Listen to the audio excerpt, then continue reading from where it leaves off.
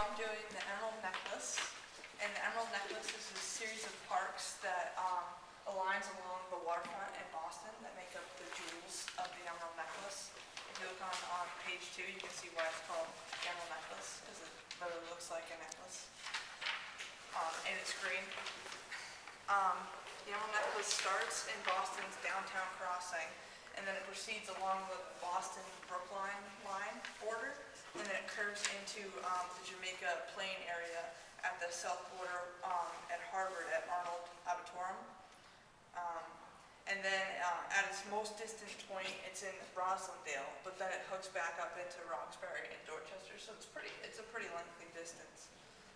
The areas that make up the Emerald Necklace today are Boston Common, which is one of them, which is located on Tremont, Charles, Boylston, and Beacon Streets, in between that area, which was originally used for grazing cows, but now it's a common recreational area, and it houses Frog Pond, which is a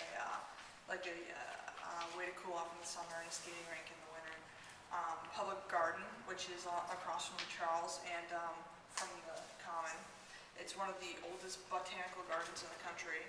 It has the swan boats, and it also features a the world's shortest suspension bridge, and they have these iconic Make Way for Duckling life-size statues.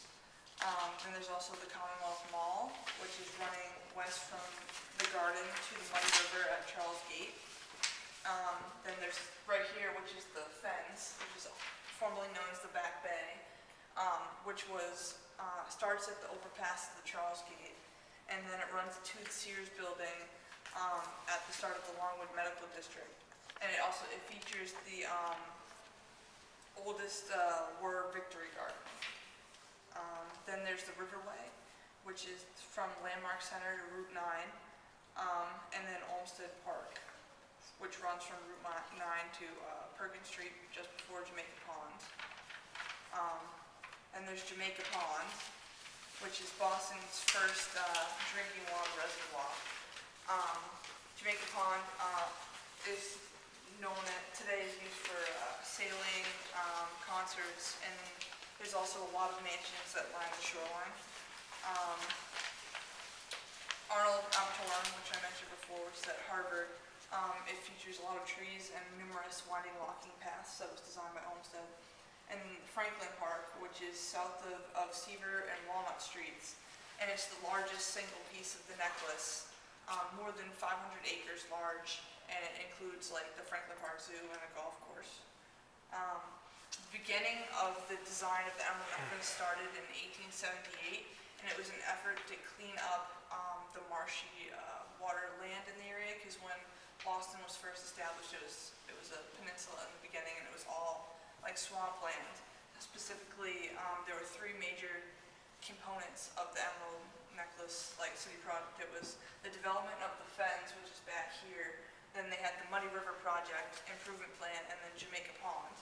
And Olmsted had proposed that the Muddy River, which flowed into Jamaica Pond through the Fens, be included in the park, because it was a place for disease, because it was just a stagnant waterway, and it was housing mosquitoes, and it was not good. And so he wanted to dredge the stream, direct it into the Charles, and create like a park around it.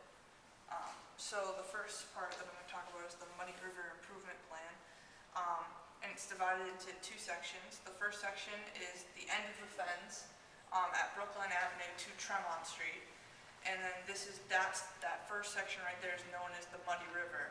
And then the second part of the Muddy River project is from Tremont Street to Perkins Street, which is known as Leverett Park, and these 2 together then make up Olmsted Park. They're later renamed. Before Olmsted, it was a narrow, winding tidal creek that formed a boundary between Boston and Brookline. And Brookline's first name was actually Muddy River as a result of it. Leverett Park was a large marsh beyond Tremont Street, and above it the land rose sharply, and then it formed a series of wooded knolls similar to those surrounding Jamaica Pond. And when they filled the back bay, it reduced the tidal flow, and they made it was just a stagnant, marshy water area, and it was just sewage drained into it, and it was housing breeding ground for mosquitoes, and it posed a health hazard.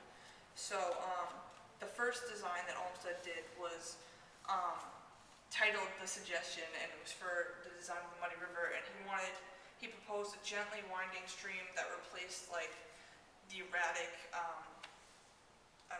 current of the existing tidal river, and then he wanted to convert it into a large pond that was connected by a little brook to Ward's Pond, which is smaller. But while the plan was originally well received, when they went into detail and they later tried to act it out and carry it through, they realized that the only way the plan was going to work, it would have to follow the Boston-Brookline border, which was not in the original plan. So they had to sort of scrap it and then rebuild over it.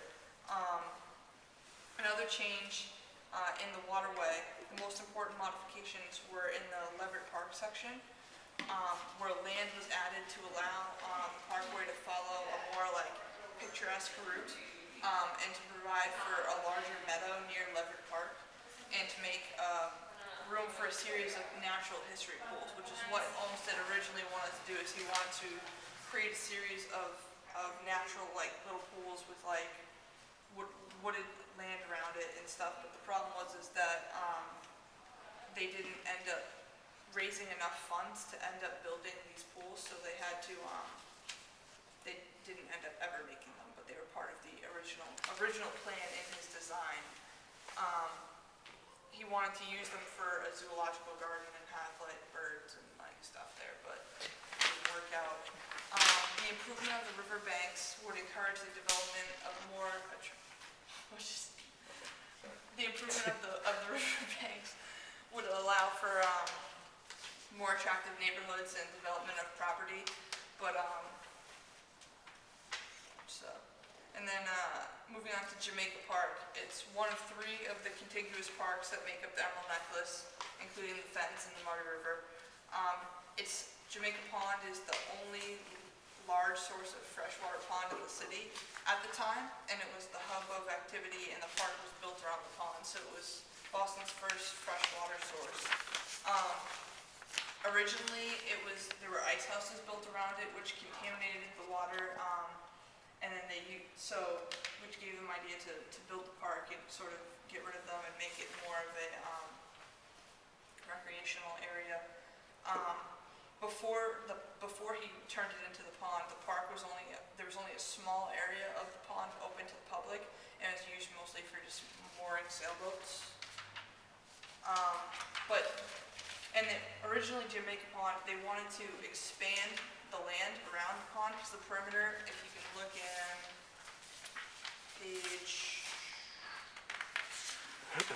on the last page, if you can see Jamaica Park, the border of the land area is really skimpy, and there's not a whole lot of land bordering the pond. And this was because it was owned by rich people, and they had mansions built on them. But because they didn't raise enough funds, they couldn't afford to buy more than 60 acres around, of land. They wanted to buy more than that, so it's sort of it ends up being like not much space, and they wanted it to be larger. And then we're back to the Fens, which was